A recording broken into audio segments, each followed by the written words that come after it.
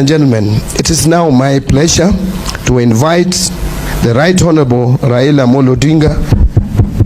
Let's put our hands together and welcome the Right Honorable Raila Odinga to the stage. Thank you, Excellency.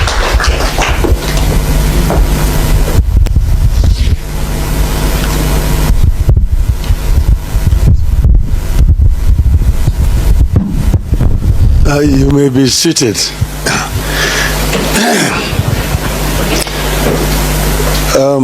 Honorable Ministers, the Special Envoy, distinguished delegates, ladies and gentlemen, good morning. Yes, I want to say that I'm very delighted to have been invited to come here, but I don't know why I was invited. I think it's because, I'm a candidate for the AU chairmanship, and somebody just decided that probably this is a good platform for me to come and share with you people some of my ideas about this issue of climate change. But I'm happy to see an array of delegates who have come from different parts of the continent to our country, Kenya. As you know, they say that this is the cradle of mankind.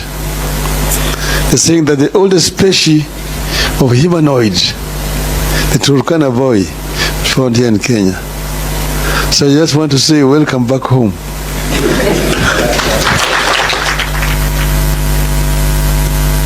Well, we are talking about climate change, and we just like a stuck gramophone.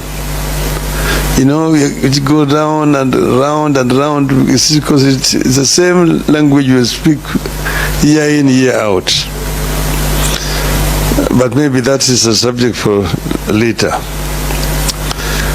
For now, I just want to say that it's my pleasure to be part of this great and noble occasion where Africa sits with partners through the platform of African Green Climate Finances, designated National Authorities Network, to discuss climate change and how to respond through accelerated access to climate change, climate finance.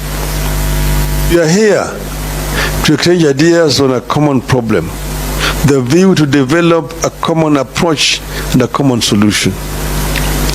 I take note that AFDAN has been established to enhance mobility of climate finance, make it more readily accessible to support Africa in enhancing adaptive capacity and building resilience of our people, both in the rural and urban setups through locally led solutions. I'm aware that AFDAN is already recognized by the Committee of African Heads of States and the government on climate change. This gives it the right leverage to undertake its role. Climate finance has been here with us, but access to the finances remains one of the biggest challenges in responding to climate change. I say that will sound like a stuck gramophone record. Because as you know, I was in COP15 in Copenhagen. I was in COP16 in Cancun, in Mexico. I was in Maputo. I was in Paris. Two years ago, I was in Sharm el-Sheikh. From COP15, from Copenhagen to Sharm el-Sheikh, it was the same language, year in, year out. You got all the time going there to whine, to cry. This is why I was saying that we sound like a stuck gramophone record. The more the things change, the more they remain the same. The continent continues to face a myriad of challenges associated with adverse climate change effects. Consequently, the vulnerable segments of our population, particularly the poor in both rural and urban communities, continue to bear the brunt of climate change. You know, as already been said here, that Africa is a victim, not the offender in this exercise. Africa's emissions is negligible compared to what we are going through globally. Yet you can see that today Africa lives between two twin disasters here: floods and drought, year in, year out. This year, this country suffered very severe floods. A lot of infrastructure destroyed. Many people displaced. Up to now, people are still suffering from the consequences of just recent floods. Down there, as we were going through floods here, down the south, there was the drought. They are going through a very severe drought in the south. And this happens across all the continent, year in, year out. So we are victims. Yet the offenders themselves keep on using language. They come and use nice language, but that's all it is. The resolutions are passed, they just ignore. So we need to find a way of forcing implementation of resolutions which are passed. Which means that one such fundamental issue is the promise by the rich countries to play their part and help the countries that contribute the least in greenhouse gas emissions into adaptation. Because of the failure to translate the promises into reality, Africa as a continent still has challenges with access to some of the climate finance sources, such as the Green Climate Fund, Global Environment Facility, Least Developing Countries Fund, Adaptation Fund, Climate Investment Funds, as well as the bilateral and multilateral development partners, which are all well-established avenues for accessing climate finance. Consequently, Africa can only access 4% of the climate finances, which is way below the impactful finance. With the rapid urbanization of our continent and the development trajectory, Africa has an opportunity to chart its own pathways, which will ensure that African cities adapt to climate challenges. Because Africa is urbanizing fairly rapidly now. But urbanization is a global phenomenon. Even in Europe, urbanized. European society was also fairly rural. Through after the Industrial Revolution, that rural and urban migration started. And it was not forced. It came gradually. But eventually they planned it and they managed to manage their cities well.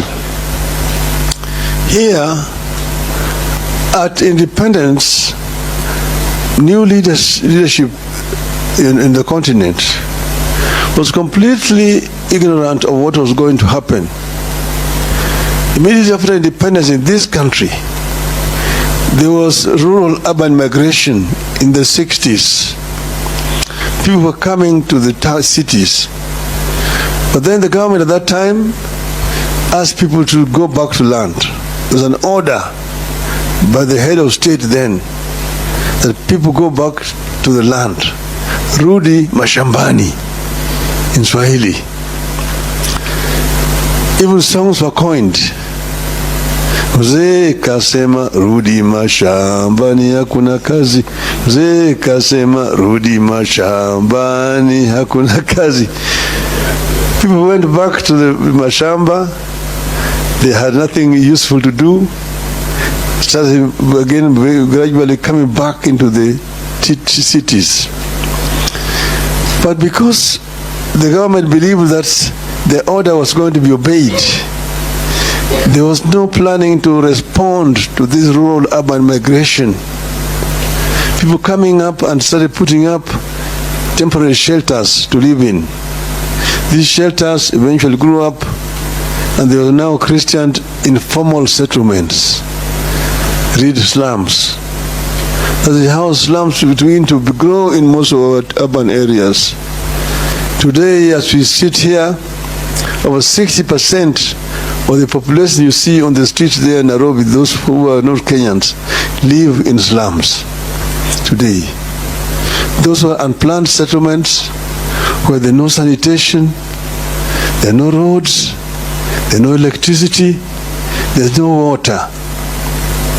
In some of those sanitation habitations, the coastal say there's no toilets. There's what they call the flying toilet. The flying toilet is somebody goes relieves himself in a newspaper and then throws it away. If you are unfortunate to be passing by, that's what greets you. So these are some of the things that we need to deal with on the continent. This is how serious the situation is. As we host the 10th special session of the African Ministerial Conference on Environment, that's in Abidjan, the African Urban Forums Addis Ababa, and the World Urban Forum in Cairo, all happening in the last part of this year, we are encouraged to focus our energy and priority on building resilience through key programs, notably financing locally led climate actions and building climate resilience of the urban poor. This will have great potential for both the rural and urban communities. Currently, cities account for about 75% of the world's energy consumption and are responsible for over 70% of the global greenhouse emissions. The way cities are planned, built, and managed is key to reducing carbon emissions and keeping global warming within the limits of 1.5 degrees Celsius as set by the Paris Agreement of 2015 on climate change.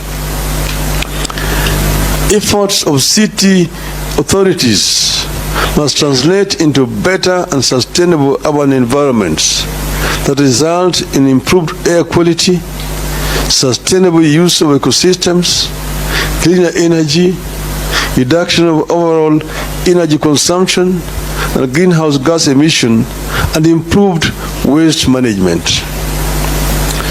So in conclusion, ladies and gentlemen, to address the devastating impacts of climate change, we can't continue with the business as usual approach. It is important that we change the game.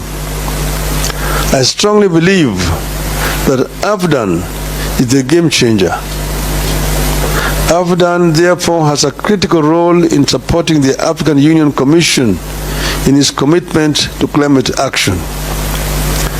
AFDAN is expected to be fully committed to enhancing mobilization of climate finance and enhance its access to all the 55 African countries. This will help Africa to deal with this issue seriously, because this is an issue that Africa must confront head-on if Africa hopes to develop. Africa is the richest continent on the planet Earth in as far as raw materials are concerned. Yet it's a paradox that the richest is also the poorest in as far as the living conditions of these people are concerned. This is a paradox that we can actually reverse as a people. Yes, you can, the historical reasons to justify what is there today. But you cannot live in history forever. Other countries were also colonized, for example. But they have marched on. So it's time that Africa took its destiny in its own hands and worked as one unit. if we are going to negotiate for compensation, which is our right, because Africa, for example, has got also one of the biggest carbon sinks in the world, the second largest after Amazon, the Congo forest. So Africa needs to be compensated. But if we go as Kenya, we go as DRC, Nigeria, Guinea, Senegal, Egypt, Algeria, South Africa, then we're not listening to you. They keep on taking you round and round and round. I've told you because I've told you I've been to these international conferences, these COP conferences. The resolutions are being passed. You can talk until your voice is hoarse. But after that, people pack up and go. Heads of state jump or come in on jets, land and quick there to go and make speeches. Making speeches back on the jet and go back. They wait for the next other conference next year. So people who are just going doing those conferences, they move from one conference to another conference. Each year they take 2 months or 3 months camping in those conferences. But nothing concrete comes out of them. You must make sure that something concrete comes out of those conferences. The African Union can be the champion of this. African Union should be able to speak more effectively on behalf of the interests of Africa if the African government give it the power and the mandate to do so. And that's the reason why I've offered myself to run for the position of African Union chairmanship. I hope that I will be able to use that position effectively to represent Africa, to make sure that Africa claims this century. I finished by telling you the story I would tell of an African lion. African lion, there are several African lions. In the soccer, those who even know soccer, the Cameroonians are called the indomitable lions. The ones of Senegal are called the lions of Teranga. The ones of Morocco are called the Atlas lions. So the lion is a very important animal in Africa. See, the king of the jungle. Now the African lion is challenging the Asian tiger. Tell the Asian tiger that you, Asian tiger, you've danced on the world stage alone now for too many decades. The European bear retreated to the poles, North Pole, long time ago. The American panda is also on the retreat. You have been there alone all this time. I myself have been here asleep in the Congo, the jungles of the Congo. But now I'm awake. I have the giant Congo forest, the mighty river Congo, the mighty Nile, the Niger, the Zambezi, the Limpopo, surrounded by peaks, the Kilimanjaro and Kenya to the east, the Atlas Mountains to the west. And here I'm sitting on African gold, African diamonds, African bauxite, African iron ore. And I'm going to turn all this, and African oil, I'm going to turn all this wealth, these raw materials into wealth, and claim the 20th century as truly an African century. End of the message of African land. Thank you very much, ladies and gentlemen.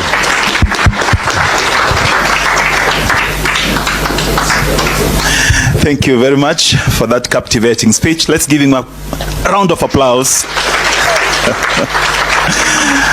Thank you. Let's take our seats, please. You know, the